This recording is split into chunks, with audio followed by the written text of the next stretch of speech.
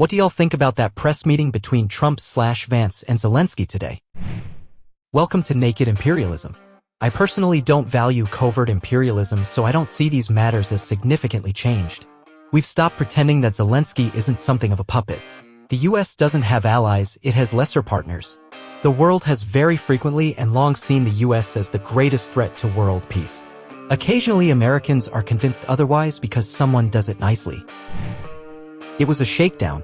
Trump and his lot are basically the mob running a protection racket.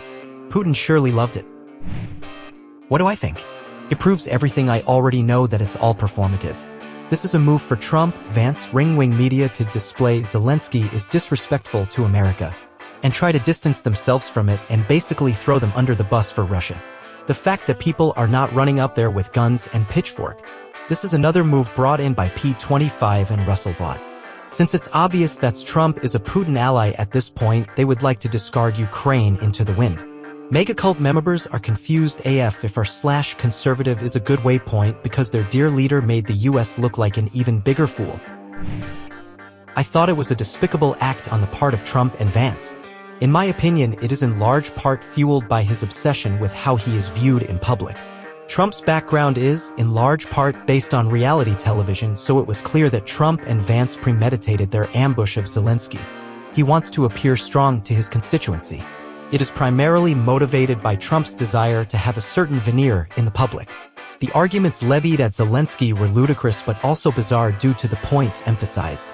First, Vance criticized Zelensky of conscription, which does not make any sense within the context and defending one's homeland from military aggression with limited resources. Second, there was repeated mention of having to thank Trump and Vance, or in other words, publicly bend the knee to kiss the ring.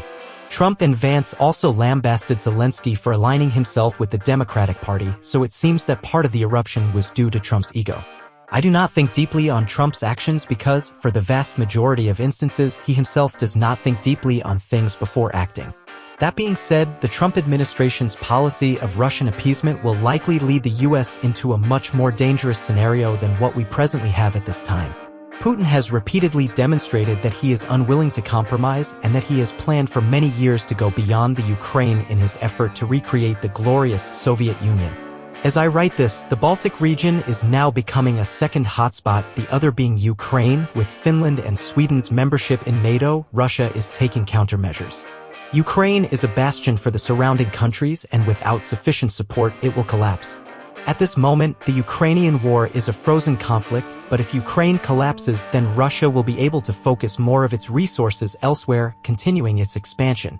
I see a commenter mentioned imperialism. From my point of view, the most imperialistic country in this drama is Russia. I don't really think Russia's interests are expansionist. I'm not defending Putin.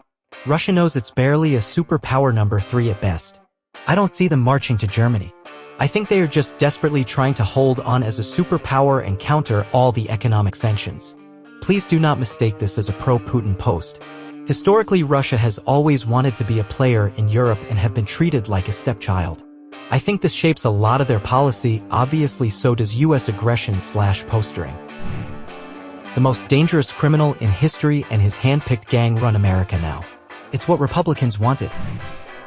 I think America's fucked. I don't respect the way they were treating Zelensky at all. Not surprising though. The current US administration is just a bunch of goons. Just losers as far as I can tell. It must be very embarrassing for the good people that live in America. Zelensky showed what a real leader looks like. The other two looked like weaklings next to him. The Ukraine thing was planned and deals done years ago. We're just watching the show.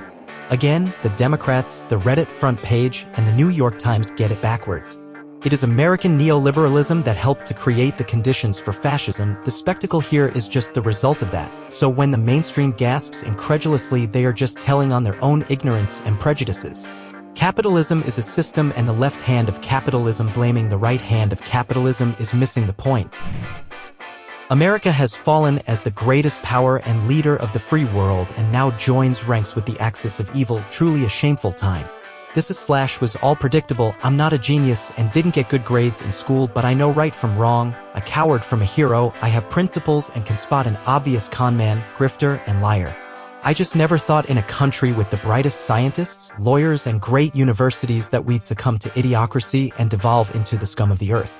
I underestimated the average IQ and gullibility of the voting populace. Before anyone casts a ballot to vote in this country, they should pledge to vote in the interests of the Constitution and take a test on the basic contents and answer some basic questions on critical thinking and analysis. If you didn't believe that Trump was Putin's bitch, you must now. An utter disgrace for America, total victory for Putin, and a complete disaster for global stability. Zelensky handled himself admirably. His self-control in the face of those two whiny cowards was commendable. Zelensky and Ukraine are supremely fucked. Their country is in tatters, and now the stream of U.S. weapons necessary to stay keep from collapsing under Russia's weight will almost certainly turn off. The U.S. has never been legitimately committed to Ukrainian sovereignty and welfare. Since the war started, the goal has been to incur significant but not existential costs on Russia by giving Ukraine just enough material and support. Now, the new administration is tired of this game and ready to throw the beleaguered Ukrainians to the dogs. The whole thing is despicable but predictable. Ukraine should have negotiated a peace deal in 2022 when they had a strong hand, but the Biden administration demanded they not do so. Their hand has only been getting weaker relative to Russia's since, and this move by Trump is tantamount to throwing any cards they still had in a blast furnace. It's gonna be so bad. Assuming the U.S. is committed to ending their assistance to Ukraine, which seems to be the case, the ball is basically entirely in Russia's court. Ukraine can try to defend themselves with whatever they can get from Europe, but Europe isn't equipped to provide enough. Will Russia go for total military domination in an attempt to topple Ukraine completely, or try to force them, with U.S. assistance, into a joke of a peace deal? Thanks for listening to the end. Like, subscribe, and leave a comment. See you later.